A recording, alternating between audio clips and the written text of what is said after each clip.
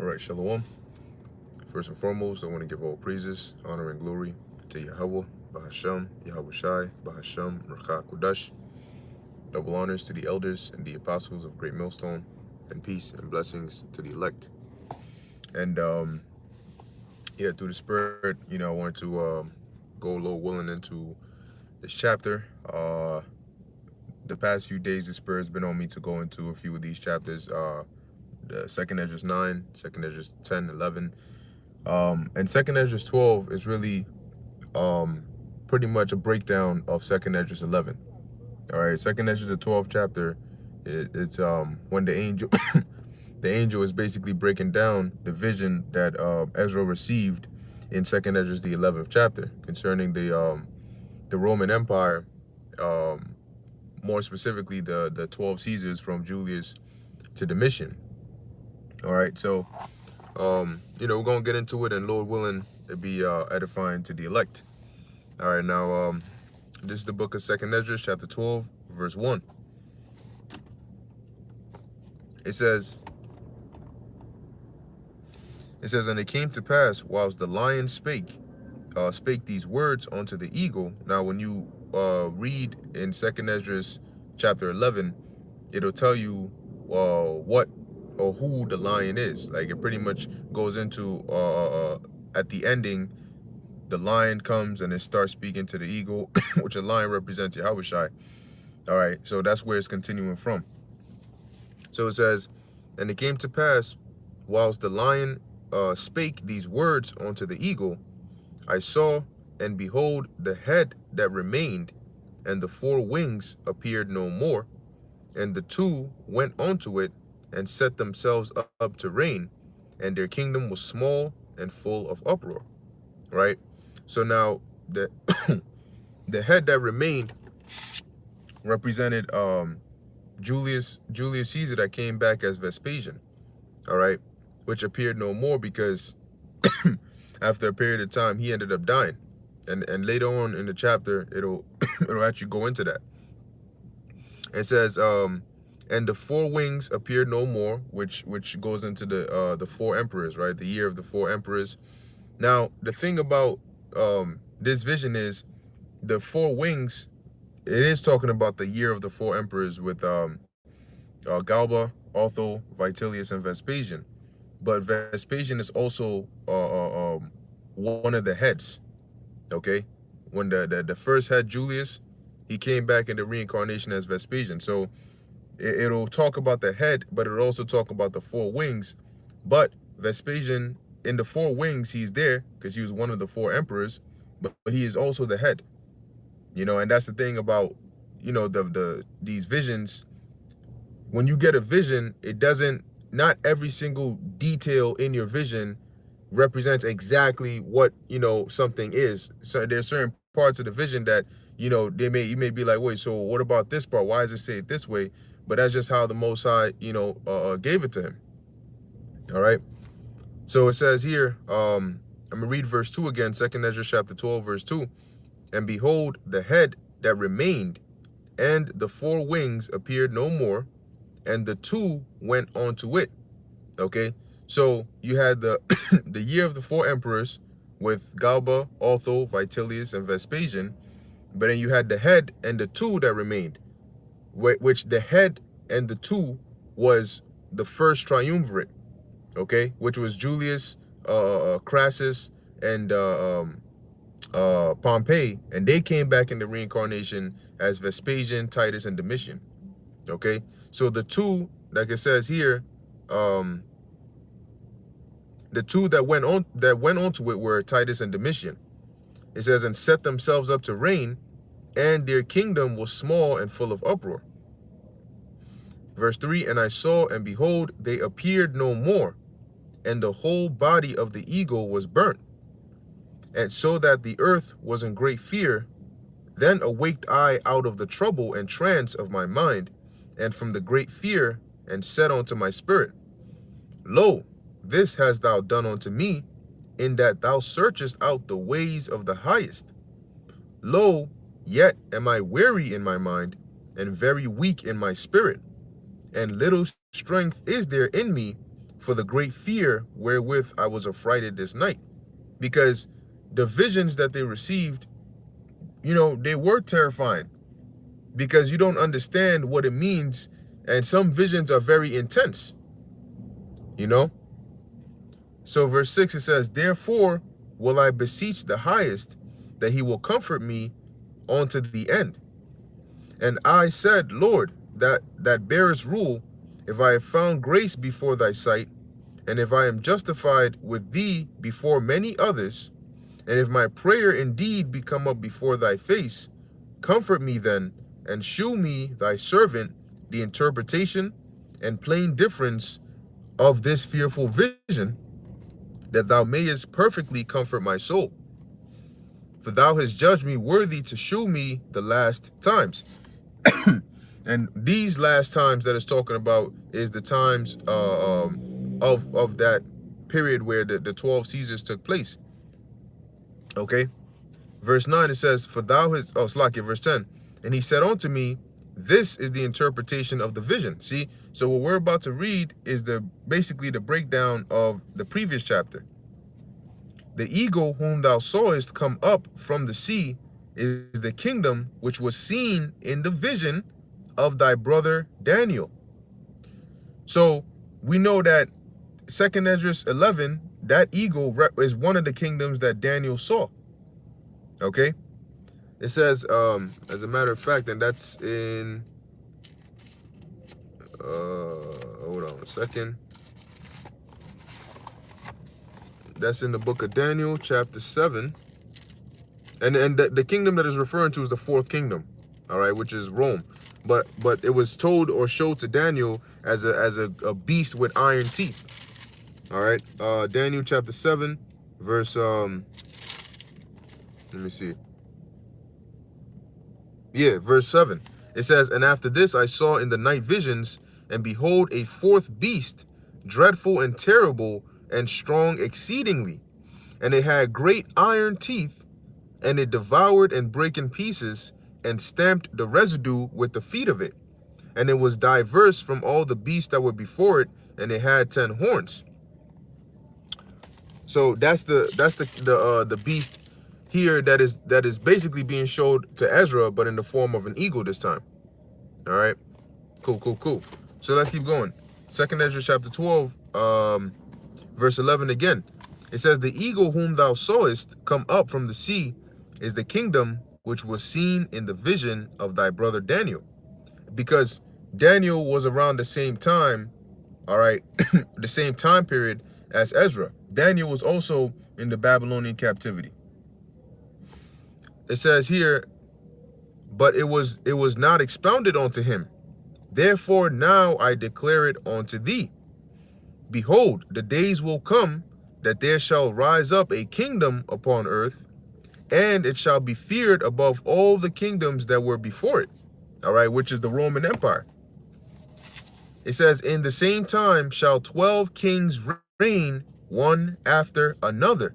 That's why in the 11th chapter, it mentions them as the 12 feathers. And it says that they were to watch not all at once, but watch everyone in his place, right? Watch by course, because they were going to reign one after another. Verse 15, whereof the second shall begin to reign. So the second king, which was Augustus, all right, after Julius Caesar was Augustus, and shall have more time than any of the 12. And that's even more proof that it's Augustus, because when you look it up, I believe he reigned for 41 years. So he reigned longer than any of the other 12 Caesars. It says here, verse 16, and this do the 12 wings signify which thou sawest. So when you read 2nd Esdras 11, the 12 feathers, the 12, feathered wings, the 12 feathers, that represents the 12 Caesars from Julius to Domitian. Verse 17, and as for the voice which thou heardest speak, that thou sawest not go out from the heads, but from the midst of the body thereof, this is the interpretation. That after the time of that kingdom there shall arise great strivings, and it shall stand in peril of falling. Nevertheless, it shall not it shall not then fall, but shall be restored again to his beginning. Yeah, because there was a period in time when you had a lot of civil wars and strivings. The fact that you have something called a year of four emperors is an example of that. And there were a lot of times where Rome was in danger of falling because of the civil wars and the uprisings and then this person killing this person and trying to take over. But it didn't fall at that time. Okay, and then what ended up happening was the Mosai set up the Flavian dynasty, and then it was after Vespasian ruled and died, and then Titus ruled and died, and then Domitian ruled and died. So it says here, verse 19, and whereas thou sawest the 8 small under feathers sticking to her wings, this is the interpretation. Because remember, we read,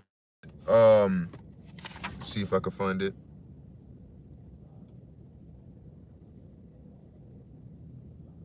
Okay, that's, I don't see the number here, but you had contrary feathers, right? When we read in 2nd Esdras 11, you had contrary feathers, which were going into those Caesars who then rule for like a large, significant period of time, per se. So it says, all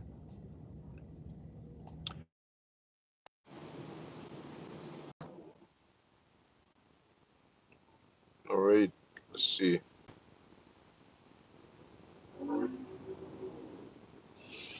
All right, Slocky, I think we might be good now.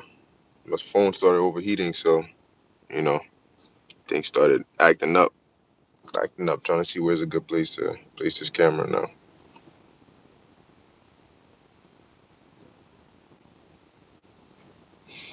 Maybe I could flip this thing. All right, looks like we're just gonna have to hold it and just go from there. So it's lucky about that. Phone started overheating. It is what it is. But yeah, let me keep going anyway. Right. So I think we were on verse. Yeah, we were on verse 21, right? Dealing with the eight kings whose time shall be but small and their years swift. So verse 21 it says, and 2 of them shall perish, the middle time approaching, 4 shall be kept until their end begin to approach, but 2 shall be kept unto the end. Yeah, because you got 4, which are going to be in the middle, right? They're going to be kept until their end approach.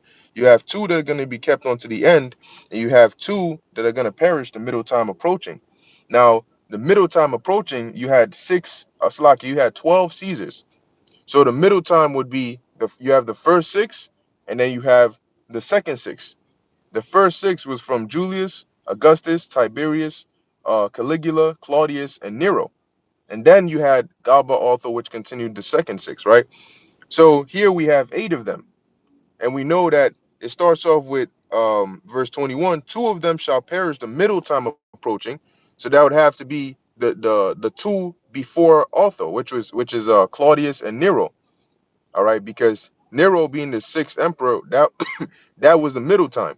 All right, so you had Claudius and then Nero, which they perished, and then it says 4 shall be kept until their end begin to approach, which is going into the 4 emperors during the year of the 4 emperors, which is Galba, Otho, Vitellius, and Vespasian. And then it says here, but 2 shall be kept unto the end, which were the last 2, which were Titus and Domitian. All right, and it says here, verse 22, and whereas thou sawest 3 heads resting, this is the interpretation. In the last days shall the Most High raise up 3 kingdoms and renew many things therein, and they shall have the dominion of the earth. Now, what this is talking about is it mentions the heads that were resting. And the heads that were resting go back to the first triumvirate. When you read 2nd Esdras, the 11th chapter, it starts off telling you about the heads. Okay, so the first triumvirate, which was Julius Caesar, Crassus, and Pompey, all right, they died. That was when they rested. And then they came back again as the Flavian dynasty. Now in 2nd Esdras 12, it says here, verse 23, in the last days the Most High shall raise up 3 kingdoms. 3 kingdoms being the reign of the 3 kings, which was Vespasian, Titus, and Domitian. All right, it's not like a whole new three kingdoms. No, it's really just the time period where each member of the Flavian dynasty reigned. And it says the last days is not talking about this time last days. It's talking about the beginning of the last days, which was back then when Yahweh Shai, around the time of Yahweh Shai. And that's around the time when the Flavian dynasty came up, into power, because who was behind the siege of Jerusalem? Nero had sent Vespasian to go and basically quiet down Jake because Jake started wilding out. And Vespasian got over there. Nero died. Vespasian left his son Titus in charge. Titus continued the siege. Vespasian came down to Egypt and then came to Rome and was crowned emperor.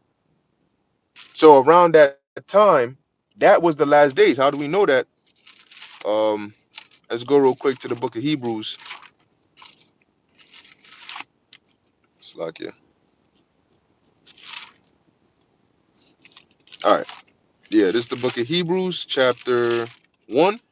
Um, Verse 1, it says, God, who at sundry times and in divers manners spake in time past unto the fathers by the prophets, hath in these last days spoken unto us by his Son. So, who wrote this? The Apostle Paul.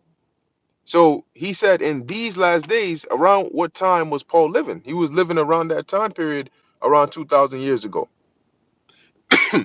It says, whom he hath appointed heir of all things, by whom also he made the worlds. So when did the last days begin?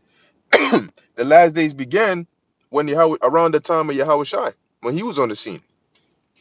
So going back to 2nd Esdras 12, it's saying here the interpretation of the three heads that rested is that verse 23, in the last days, which is talking about that time during the time of Yahweh Shai, the time of the Flavian dynasty, all right, the time of the siege of Jerusalem, in the or look at that, in his last days, right, which is even better, because that's during the last. If you look at it in terms of the eagle, the Flavian dynasty was really the last days for the 12 Caesars, because they were going to be the ending of that eagle's body.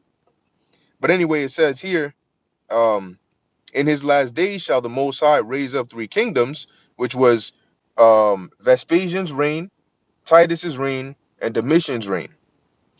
It says, and renew many things therein, and they shall have the dominion of the earth, and of those that dwell therein with much oppression. And it tells you that in 2nd Esdras 11 as well. When Vespasian came into power, it says, can I find it? Let's see. Here we go. Second Esdras 11 and 31. It says, and behold, the head was turned with them that were with it, and did eat up the two feathers under the wing that would have reigned. But this head put the whole earth in fear. And this is talking about Vespasian, and bear rule in it over all those that dwelt upon the earth with much oppression. And it had the governance of the world more than all the wings that had been. Right? So when you come back to 2nd Ezra chapter 12, it's telling you here, 12 verse 24, and of those that dwell therein with much oppression, because that's how the head was going to rule. So going on, it says above all those that were before them, therefore they are called the heads of the eagle. For this, for these are they that shall accomplish his wickedness, and that shall finish his last end. So the Flavian dynasty were going to be the completeness of the eagle's body. They were going to usher in the end of the eagle's body, because they were going to be the last Caesars to reign among the 12. It says, verse 26, and whereas thou sawest that the great head appeared no more, it signifieth that one of them shall die upon his bed, and yet with pain. And that was Vespasian. Okay, and we read yesterday, we went into the secular history on what happened. He actually got diarrhea, severe diarrhea, and he ended up dying. He I think he said something along the lines of, not being, it's not fit for a king to, like, die laying down or whatever, or a king should die standing or something. And he said One other thing he said was, "Oh dear, I fear I'm becoming a god," or something like that. And then as he struggled to get up off of his bed, he ended up dying. So as it says, he died with pain because that bowel issue that he had is a painful thing. And it says, and I mean, if it's enough to kill you, or hell yeah, it's a painful thing. So it says, and yet with pain, verse 27. I gotta hurry up because my phone is overheating now. Shit. So it says, verse 27, for the two that remain shall be slain with the sword. The two that remained were Titus and Domitian. For the sword of the one shall devour the other, but at the last he fall through the sword himself. So the two that remained were Titus and Domitian. They were brothers. Both of them were sons of Vespasian. Titus ruled first, followed by Domitian. Now, according to different historians and different sources, they say that Domitian plotted against Titus. Titus knew, but Titus didn't take action against it.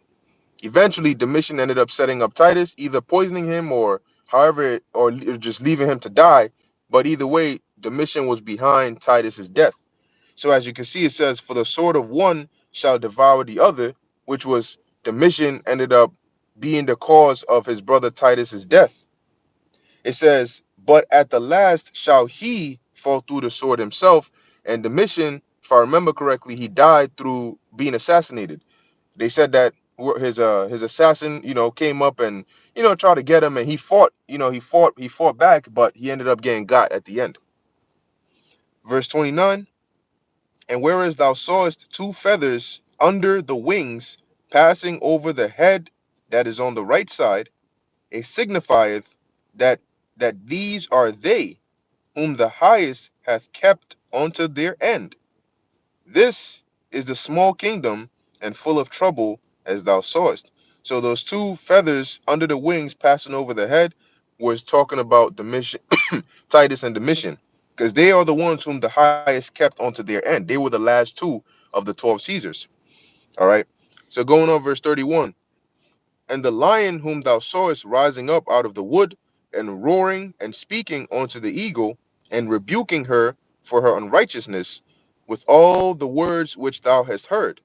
This is the anointed, which the highest hath kept for them and for their wickedness unto the end. So who's the anointed? Yahushua. It says here, that's why he's called Hamashiach, the anointed. It says, he shall reprove them and shall upbraid them with their cruelty. For he shall set them before him alive in judgment and shall rebuke them and correct them. Yeah, because they're going to ultimately get judged for their wicked action. In Second Esdras 11, it tells you how they where is it at? They destroyed the walls of the meek, and they ruled with much oppression. Where is it at?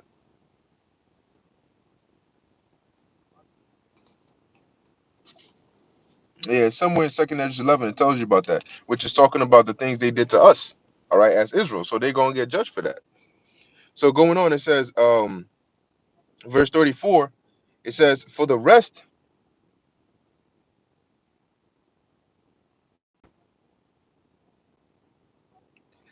for the rest of my people shall he deliver with mercy those that have been preserved upon my borders, and he shall make them joyful until the coming of the day of judgment, whereof I have spoken unto thee from the beginning. So, and that's ultimately the Lord's elect, okay? Because they're the ones that are going to be joyful until the coming of the day of judgment, which is ultimately going to be when Yahushua comes back. It says here, this is the dream that thou sawest, and these are the interpretations. Thou only hast been meet to know the secret of the highest. Therefore, write all these things that thou hast seen in a book, and hide them, and teach them to the wise of the people, whose ears thou knowest may comprehend and keep these words. Or Slakia, keep these secrets. Yeah, and that shows you that not everybody's on the same level. You have because here it is, Ezra, when you read Second Ezra the 10th chapter, it even tells you that he is The scriptures say that he's blessed above many others, and there are only few that are like him. So not everybody is on the same level. But going on, it says that verse 39, but wait thou here thyself yet 7 days more, that it may be shewed thee whatsoever it pleaseth the highest to declare unto thee. And with that he went his way. So Ezra was really loved of the Lord. The Lord revealed to Ezra a whole lot of visions, you know, gave him a whole lot of revelations and gave him a whole lot of visions. It says, and it came to pass when all the people saw that the 7 days were past, and I not come again into the city, they gathered them all together, because Ezra was basically in isolation when he was receiving these visions. He was in isolation. So when the people saw that he hadn't come back, they pretty much got stressed. So it says here, they gathered them all together from the least unto the greatest, and came unto me and said, because Ezra was a priest, and I believe he was also of the line, he came from the line of Aaron. So it says, and said, and he was a prophet. What have we offended thee? And what evil have we done against thee, that thou forsakest us and sittest here in this place? Because basically they didn't have that direction. Like they relied upon him as a man of the Most High, as a priest, as a prophet, to basically guide them and lead them in the right, in the right path, give them that direction. So it says, going on, verse 42, for of all the prophets, thou only art left us as a cluster of the vintage, and as a candle in a dark place, and as a haven or ship preserved from the tempest. And it goes to show you that the prophets are very important, because prophets are not expendable. You can't just go and just, all right, I want to swap this prophet out for another one.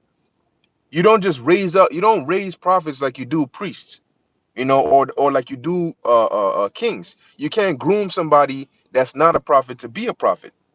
There's only a set amount of prophets that were, in essence, created. Like the spirits of the prophets are subject to the prophets. So there's a set amount of spirits that were created to be prophets, and they keep coming back, doing the same thing. So if there's a generation where the Lord says, I'm not sending a spirit of a prophet down here, the people are going to be without a prophet. You can't just, okay, I'm gonna teach you the laws and teach you this, and then, like how you could do with a priest, and teach them the things and how they can become a scribe, or a doctor in the law. That's not how it works with a prophet. You have to have the spirit of a prophet to be a prophet. If not, then that's it. So prophets are very special. Okay, the prophets of Yahweh Bashem Yahushai are no ordinary men. That's the title right there. So it says, verse 43, are not are not the evils which are come to us sufficient? So they're basically saying, look at all the things that are going on, and here it is, we ain't got no other prophets here but you like the last one we found, that we have hope in, and you just gonna abandon us? Like, haven't we suffered enough? It says, verse 44, if thou shalt forsake us, how much better had it been for us if we also had been burned in the midst of Sion? Yeah, when the Babylonians came and destroyed the temple, and destroyed Jerusalem and burnt the temple, we might as well have just been burnt along with it if you forsake us. It says, for we are not better than they that died there, and they wept with a loud voice.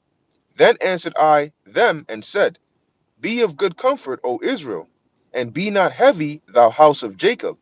For the highest hath you in remembrance, and the mighty hath not forgotten you in temptation.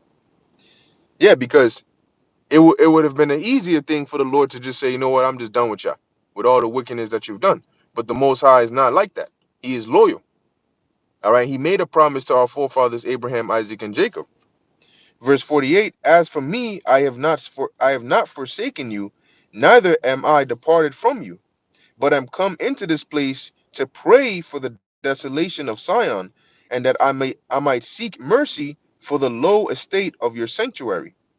And now Go your way home, every man, and after these days will I come unto you. So the people went their way into the city, like as I commanded them. But I remained still in the field 7 days, as the angel commanded me, and did eat only in those days of the flowers of the field, and had my meat of the herbs. And that was pretty much it. So in essence, Second Ezra chapter 11 and Second Ezra chapter 12, they go together. All right, it's like, they go together. Second Ezra 11 is a vision that was given to Ezra, and Second Ezra 12 is where the angel basically breaks down the vision to him. All right, and once you understand that it's dealing with the 12 Caesars of Rome from Julius to Domitian, if you read the secular history, you'll be able to understand it.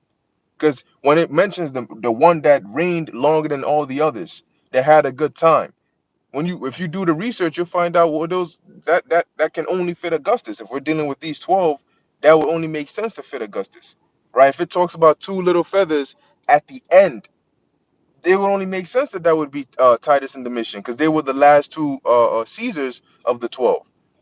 So when understanding that Second Esdras 11 and 12 is really dealing with that time of Rome, you'll be good. And the angel tells you that in the 12th chapter, that this is the kingdom, right? One of the kingdoms that was shown to your brother Daniel, but it wasn't expounded onto him.